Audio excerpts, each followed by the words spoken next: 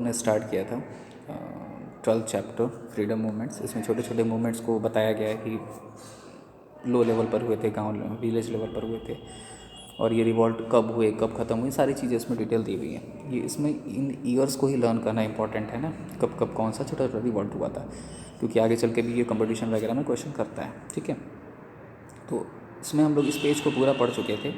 उसके बाद हम लोग लास्ट पेज में लास्ट लाइन पे जा रहे थे, जिसमें कि 1889 में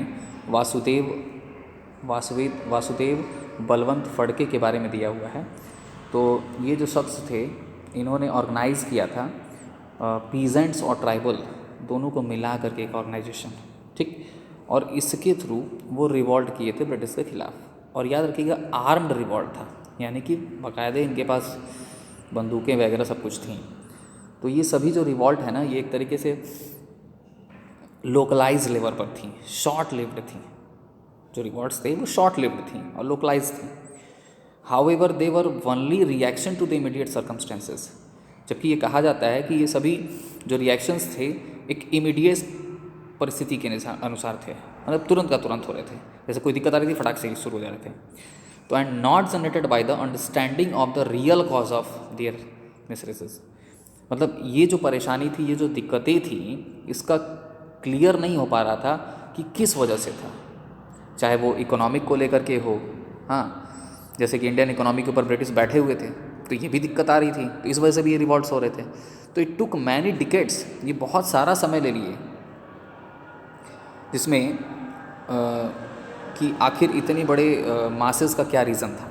it took many decades before this truth reach the masses.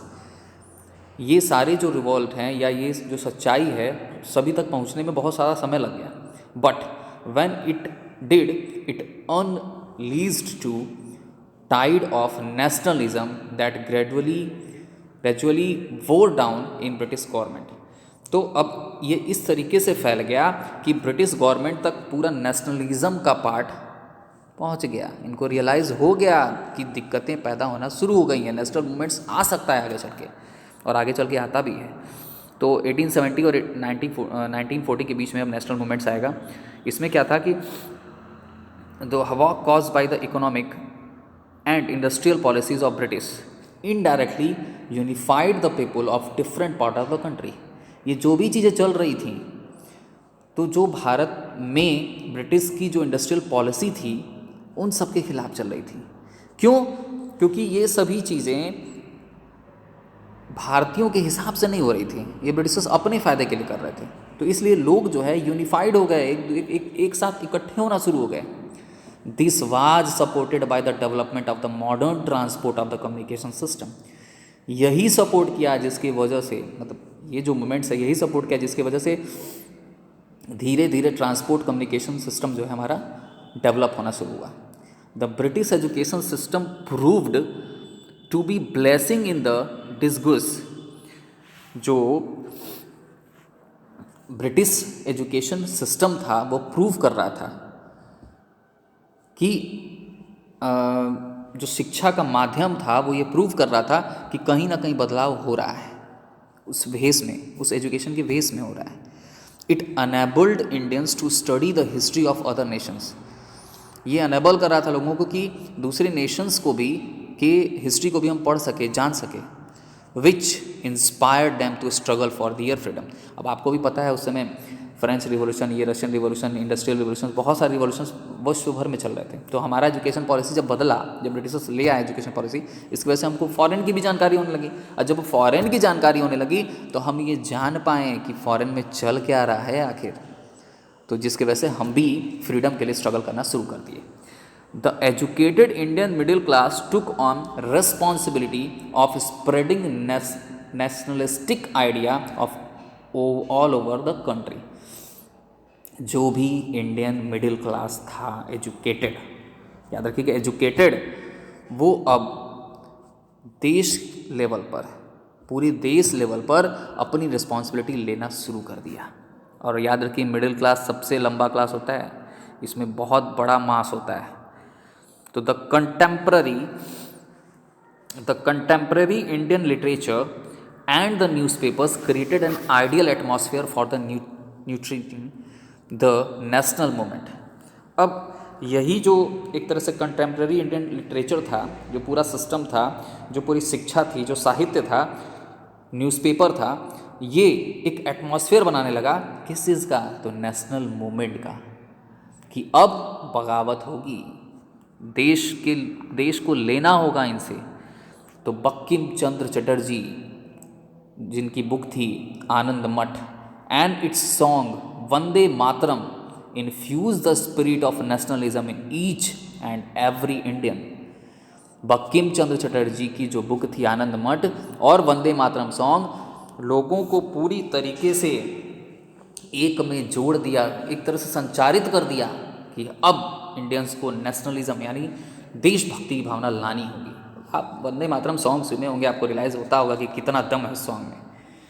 The novels of the Munshi Premchand, देखिए मिडिल क्लास के ही हैं, मुंशी प्रेमचंद, उन्होंने हाईलाइट किया the poverty of Indian village cause by British policies, कि कितनी गरीबी इंडियन विलेजेस में आ गई है ब्रिटिश पॉलिसीज़ की वजह से, के कारण से।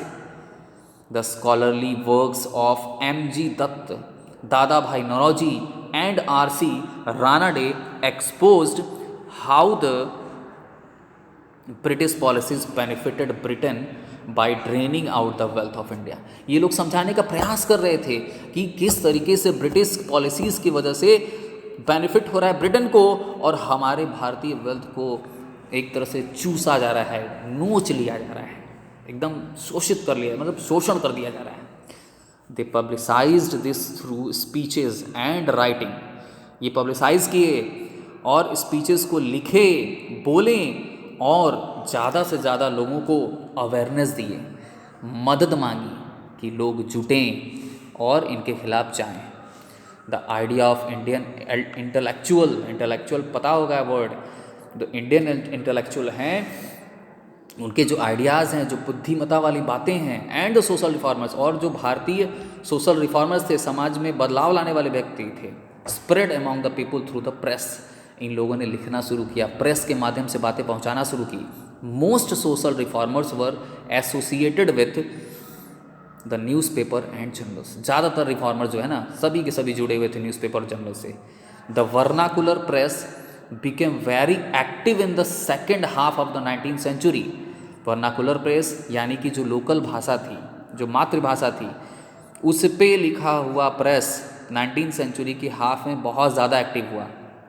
इसकी वजह से by 1875 there were nearly 400 newspapers including the Amrita Bazar Patrika and Hindu Patriot Bengal, the Hindu, Swadesh Mitra of Madras, Bombay Samachar and the Kesari of Bombay, the Azad and Hindustan in UP, Herald of Bihar and the Tribune of Lahore.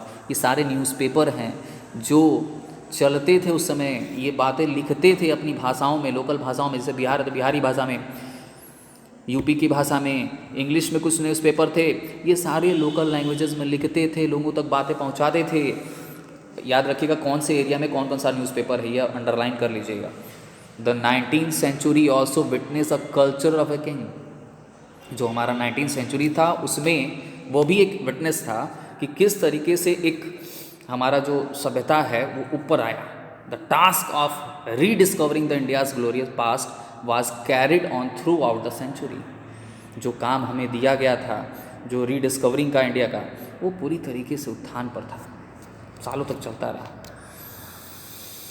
Social reformer जैसे कि राजा राम मोहन राय, स्वामी दयानंद सरस्वती, ये लगातार मेहनत कर रहे थे, टायरलेसली वर्क कर रहे थे सोशल रिफॉर्म के लिए। जो कमियां थी हमारे देश में उसको भी ठीक करने का प्रयास कर रहे थे। They revived interest in the timeless wisdom embedded in the India's ancient literature while encouraging rational interpretation of religious scriptures। याद रखिएगा कि इन लोगों का बहुत बड़ा हाथ था भारतीय सभ्यता को सुधारने में, बनाने में, जो भी धर्म से रिलेटेड चीज़ें दी हुई थी उनको आगे लाने में, जो पुराने लिटरेचर्स थे उनको उभारने में, इन सभी का बहुत बड़ा हाथ था। थ्रू द थियोसॉफिकल सोसाइटी, यानी जो हमारे पास ब्रह्म विद्या थी, समाज था, ब्रह्म समाज था, मिसेस एनिस बेसेंट अरोज्ड, इन्होंने क्या किया कि लोगों को जगाया। किस लिए जगाया?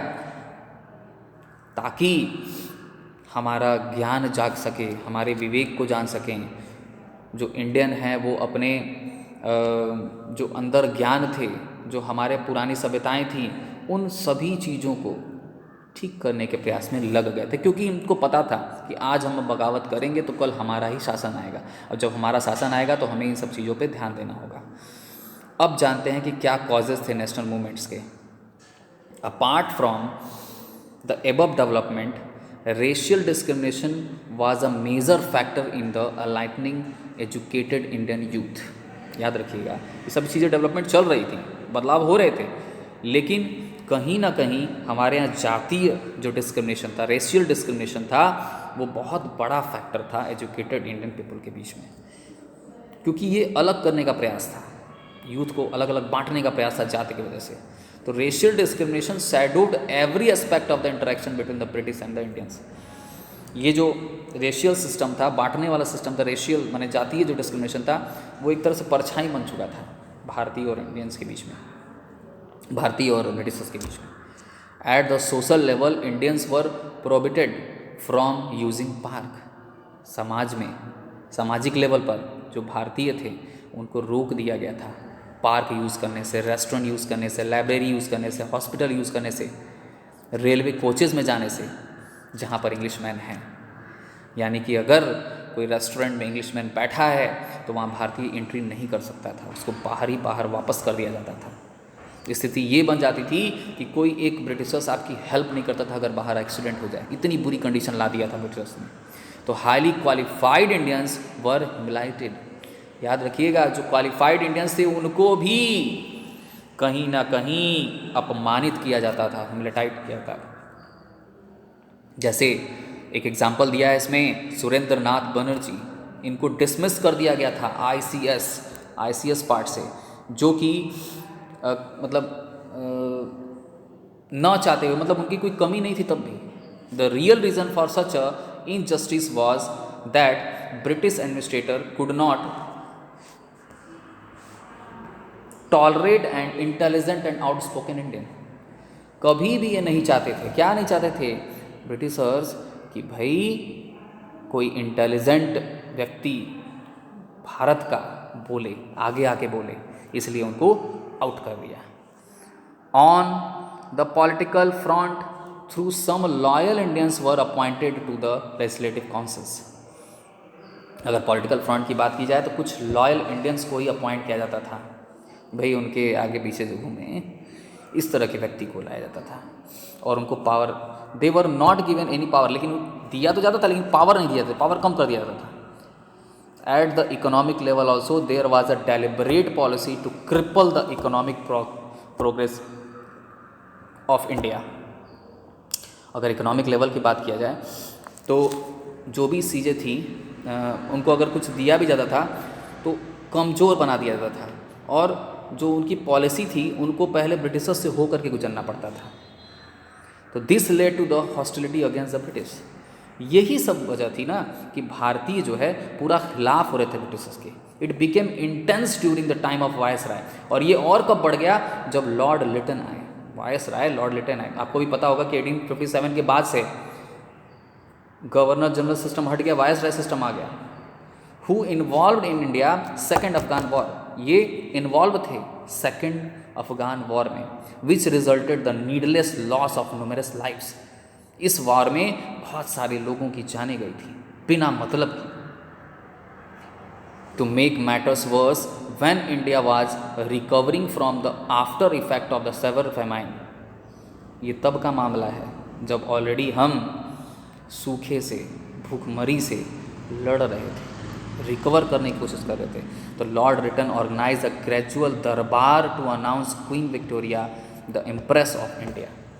लॉर्ड लिटन ने एक ऑर्गेनाइज़ किया एक बड़ा सा दरबार, और वहाँ अनाउंस किया कि क्वीन विक्टोरिया जो हैं महारानी होंगी हमारे देश की।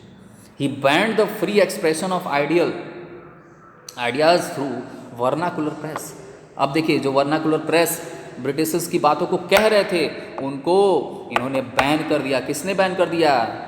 लॉर्ड लिटन ने। कब? 1878 में। ईयर याद रखिएगा, he also pass the arm act in the same year, इन्होंने पास किया आर्म एक्ट उसी साल में जिसमें भारतीयों को किसी तरह का वेपन अपने साथ नहीं रखना था, अपना सेल्फ डिफेंस नहीं करना था। The discrimination did not stop them, यही डिस्क्रिमिनेशन अभी नहीं था, अभी और भी बहुत था। The tariff on the Indian cotton goods was raise to support the British industries and Lancashire. Lancashire एक इंग्लैंड में एक जगह है जो कि नॉर्थ वेस्ट इंग्लैंड में पड़ता है, वहाँ इंडस्ट्रीज़ बहुत सारी हैं, तो इंडियन कॉटन गुड्स पर बहुत ज़्यादा टैरिफ वगैरह पड़ गया था, जिससे सपोर्ट होने लगा वहाँ की इंडस्ट्रीज़ को। All these act widened the rift between the British and the Indian and accelerated the coming of freedom movements. और यही वजह थी, यही सारी कमी थी जिसकी वजह से हम ब्रिटिश के खिलाफ हो रहे थे। अब आप खुद सोच सकते हैं कि कितनी बुरी स्थिति तक इन्होंने ला दिया था हमें। जो फॉर्मेशन ऑफ पॉलिटिकल ऑर्गेनाइजेशन है ये हम लोग कल पढ़ेंगे, ठीक है। Have a good day.